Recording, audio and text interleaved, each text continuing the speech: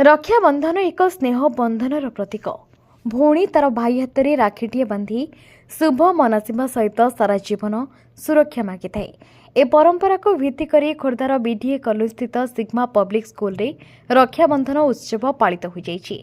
शिक्षयित्री सुमिता त्रिपाठी और शुभदर्शिनी दास संयोजन आयोजित उत्सव रे समस्त छात्री एकाठी होई निज हाथ में राखी प्रस्तुत करथिले।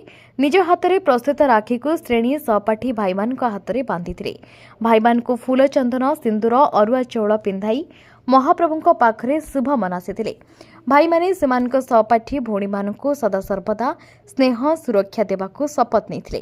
परस्पर मध्य छात्र छात्री मिष्टान्न खुआई ए उत्सव को आनंद उल्लास पालन करथिले। स्कूल अध्यक्षा ममतांजलि पट्टनायक ए उत्सव रे जोगदे रक्षाबंधन महत्व पौराणिक तथ्य उपरे छात्र छात्री मानकु उद्बोधन देथिले। खोर्धारू प्रियंका महापात्र रिपोर्ट।